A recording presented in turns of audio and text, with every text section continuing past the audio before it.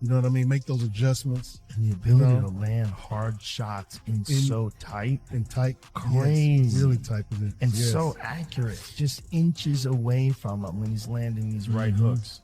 Yeah. Oh, my God. What a performance. Yeah. Bud Crawford just won his debut at 154. Said if the money's right, we'll fight. Everybody wants that fight. What do you feel about that matchup? People saying the weight, all this stuff. How do you feel about that? You know, everybody wants to fight. Everybody calling me out and everything. And, you know, like I say, I have nothing to win with Crawford. Joe Rogan has shared his insight on the potential Canelo Alvarez versus Terence Crawford fight. This fight is right at the top of the list of the most anticipated fights, two of the best fighters on the planet, with completely different styles going head-to-head.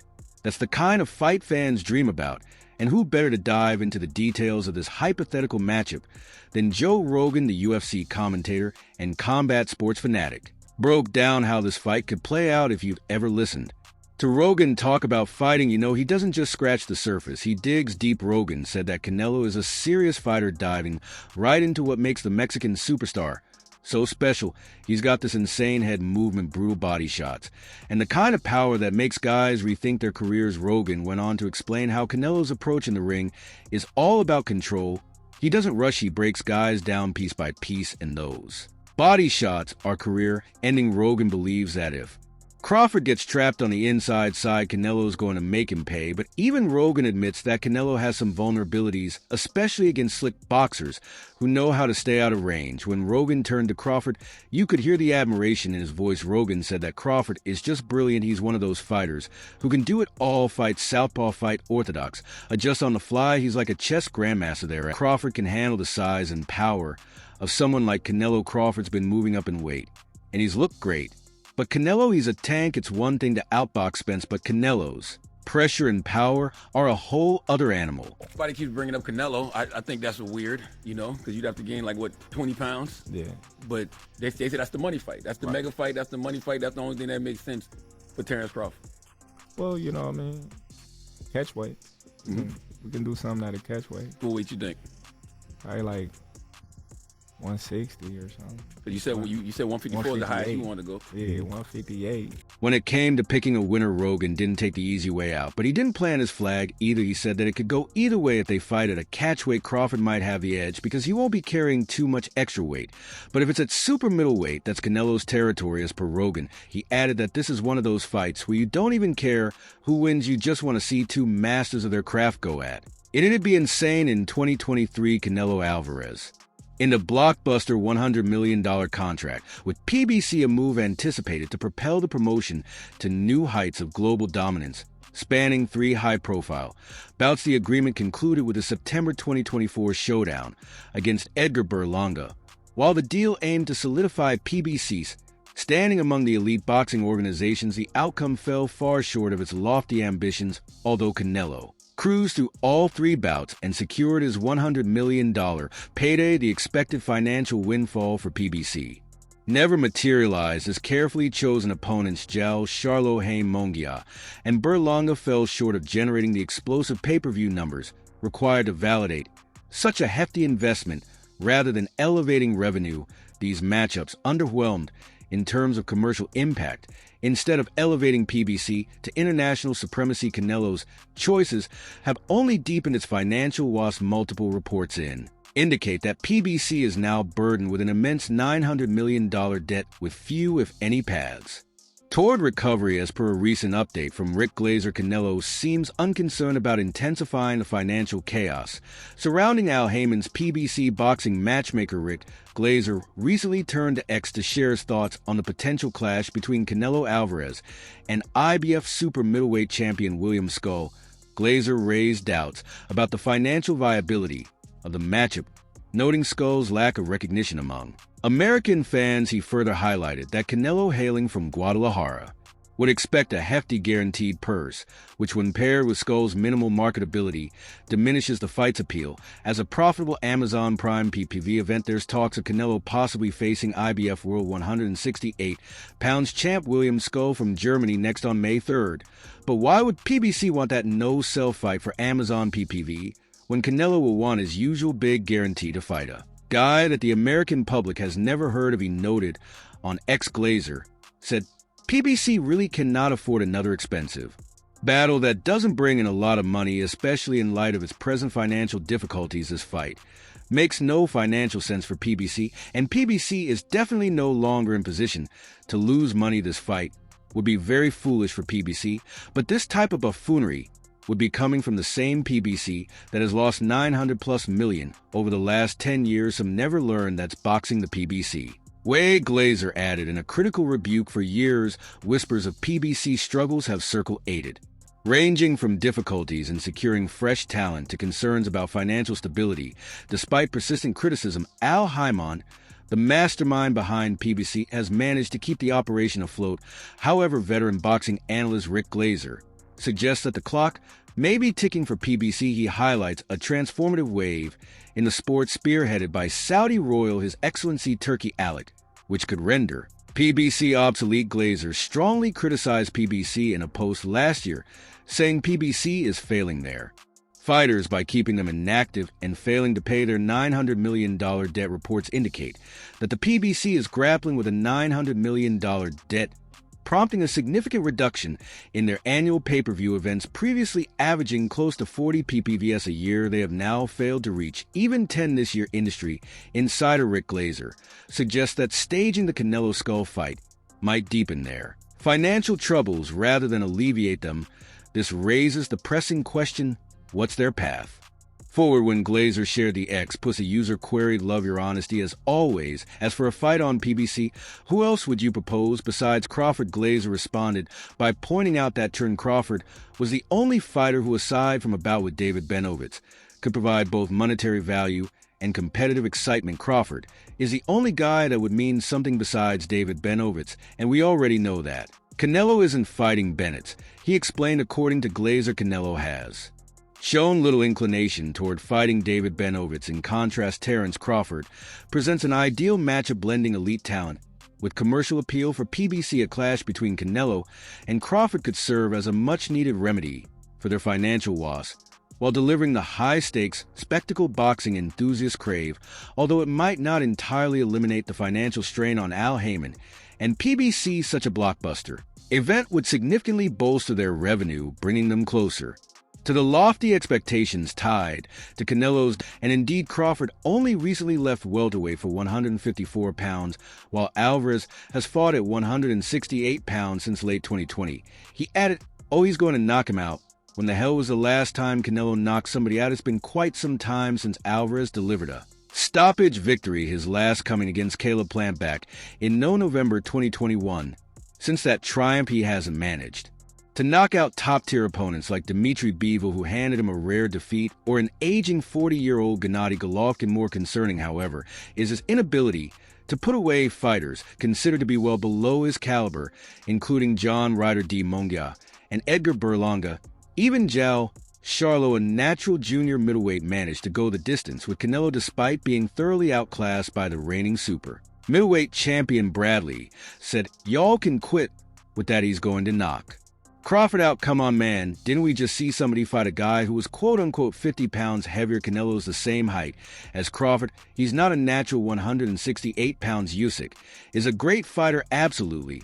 But you know who else is a great one? Is Crawford. The great ones know how to figure it out. Bradley pointed out Crawford's 74 inches reach 3 1/2 in longer than Canelo's, and emphasized his knack for limiting opponents' offense with well-timed counters, given Alvarez's already low punch volume. Bradley believes Crawford could outpoint him by staying at range, landing sharp straight punches between Canelo's looping hooks, and wearing him down as the fight progresses. Don't go running away from the fight now, Canelo. Bradley said, referring to the unified super middleweight title holder's apparent avoidance of David Benovitz imitating Canelo's higher-pitched voice. Bradley said, remember what you said, easy fight, easy fight, easy fight, easy fight, while some sharp analytical minds in boxing echo Bradley's sentiment. The majority within the fight world contend that Crawford's skill set may be overshadowed by the significant gap in size and power. Bradley, known for his strong points of view, is confident in his unpopular take. I'm going to get back to my Haterade, he announced towards the end of the video, sipping his drink. You already know it would appear that Alvarez will decide whether or not the boxing world learns about a Canelo Crawford bout. Meanwhile, David Benovitz has expressed his thoughts on a potential bout between Terence Crawford and Canelo Alvarez. In his most recent bout, Bud ascended to the 154 pounds weight class, securing a victory over Israel Madoff by decision.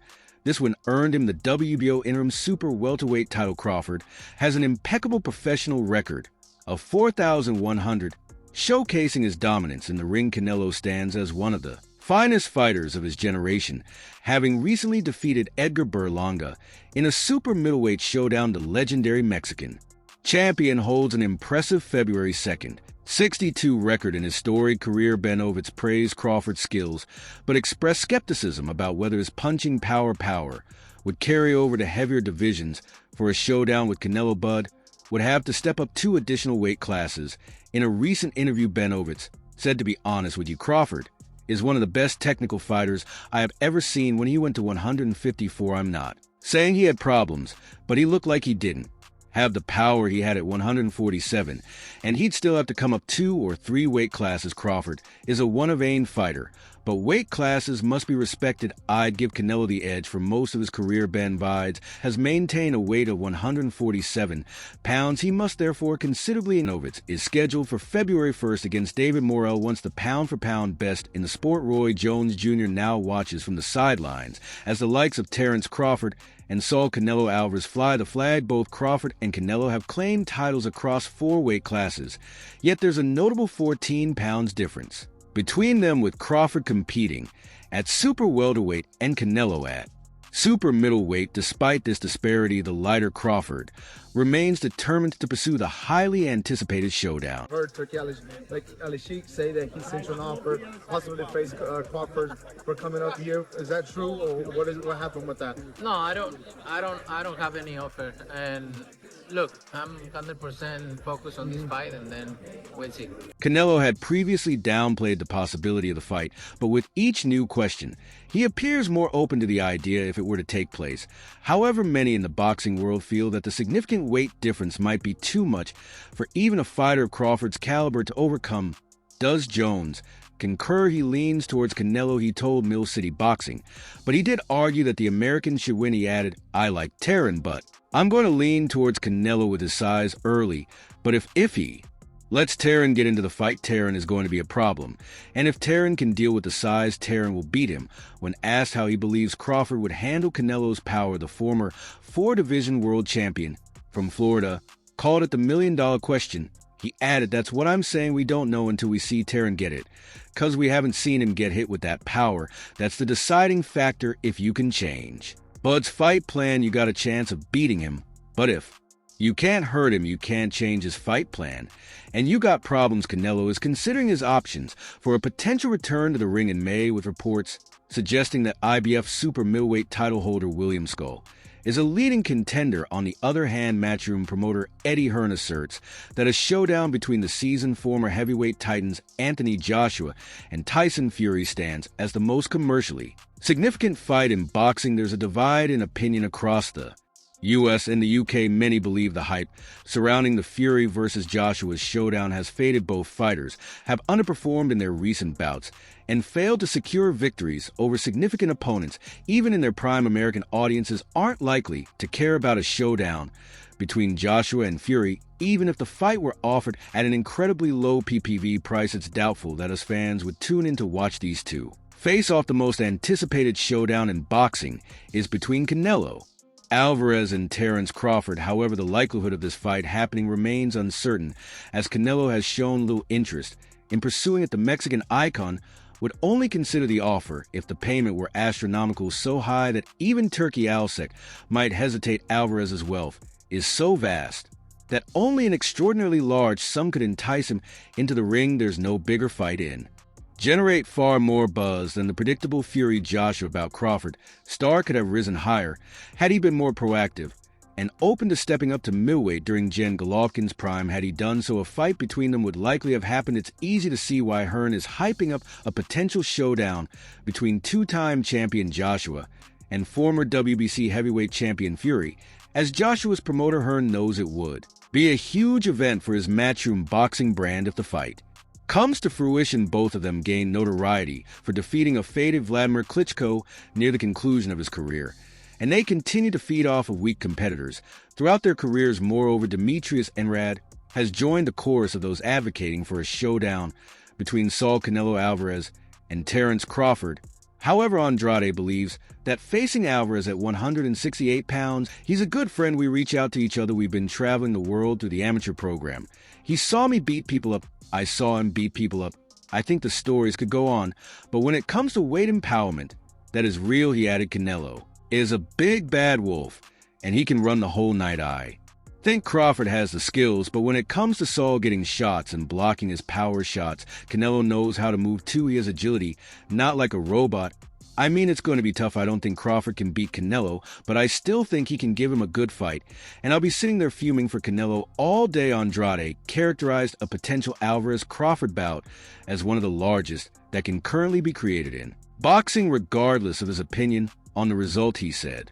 That's a huge fight. A lot of fans want to see it, like a lot of trainers I've spoken to have said, and feel that Terence can bridge the gap between weight and make it even because he's so damn good with his IQ. Terence Crawford has long been admired by Andre Ward, who is supporting the Nebraskan to defeat Canelo Alvarez, although Crawford is surrounded by formidable opponents like Jiren Ennis and Virgil Ortiz. It appears that he is solely interested in Canelo, and he intends to seek the fight with decisive victories against Edgar Berlanga and Shime Mongia. Canelo has had a smooth 2024 thus far, and there will probably be more significant bouts in the upcoming year. Jake Paul, David Benovitz, and several light heavyweights are all eager to challenge boxing's biggest star, with Crawford pushing to stand out in this competitive mix. Ward, a former two-division world champion, was often mentioned in discussions about a potential clash with Canelo. However, he himself feels he would ultimately be outmatched by Crawford. I'm going with Terence Crawford. Big weight jump, dangerous fight. But somebody's got to prove to me that they can break Terence Crawford's will, and that he can't figure it out against you, said Ward. When speaking to Boxing News, he further added, it ain't no disrespect to Canelo, but I've said this the last couple times, I'm not betting against Terence Crawford, against nobody. Right now, you got to show me that you can beat him. Edgar Berlanga was the last man to face Canelo Alvarez, and so knows what a task Terence Crawford may have ahead of him. Berlanga challenged the Mexican superstar for his WBC, WBA, and WBO super middleweight titles in Las Vegas back in September. Alvarez delivered a commanding performance, knocking down Berlanga en route to a decisive unanimous decision victory, securing the Puerto Rican's first ever loss to fighter who could face Canelo. In the ring next is Crawford, who has openly expressed his readiness to move up to 168 pounds for the match even. Though he's currently 2 weight classes below Canelo, Berlanga recently shared his thoughts on the potential Canelo versus Crawford showdown during an interview with Sway, offering a blunt 3-word reaction to the American's prospects. He said anything can happen, then he gave a detailed explanation of why he believes but has what it takes to win. He added, Terence Crawford is great. He's a great fighter.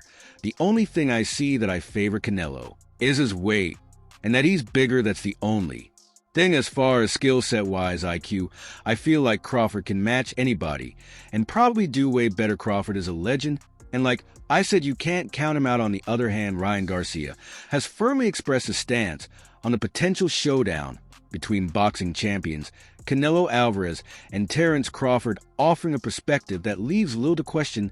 During a recent interview, Garcia, famous for his provocative remarks, referred to Crawford as an overbum and confidently claimed that Alvarez would emerge as the winner if the two ever faced off in the ring. Garcia, famous for his bold remarks on the sports money, the young fighter currently serving a doping ban, even went as far as to challenge Crawford, saying, come see me in the ring if you think I'm talking. Garcia's words carried extra weight given his ongoing suspension and the public uproar over his recent failed test. The speculation surrounding a potential showdown between Crawford and Alvarez sparked when Crawford clinched his 4th world title, defeating Israel Madamu to claim the WBA super welterweight belt. Turkey Alec expressed a desire to bring the fight to life, even reportedly presenting an offer to Alvarez.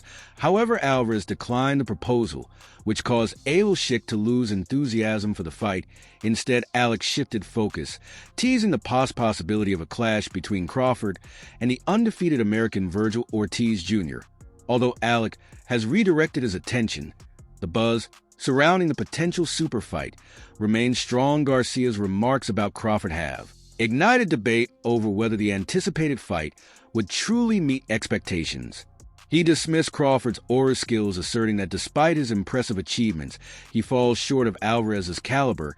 He gets hit a lot, he's not untouchable, Garcia said, showing unwavering confidence that he himself could find a way to defeat Crawford. At this moment, each fighter is focused on their individual journeys. Crawford's future plans are still uncertain, while Alvarez is preparing for his title defense this September. The possibility of a showdown between Alvarez and Crawford remains uncertain, yet Garcia's bold statements have undoubtedly ignited excitement and speculation in the boxing community. Oscar de la Hoya, known for his intricate ties with Canelo Alvarez, recently voiced his opinion on the prospect of a clash between the Mexican icon and Terence Crawford. De la Hoya emphasizes that his insights on any potential bout involving Canelo impartial, a highly anticipated showdown in the world of boxing is the potential battle between Canelo Alvarez and Terence Crawford. Both reigning champions have voiced a keen desire to make this fight happen, one that could serve as a defining moment in their respective careers. Crawford in particular has demonstrated a strong resolve to step up in weight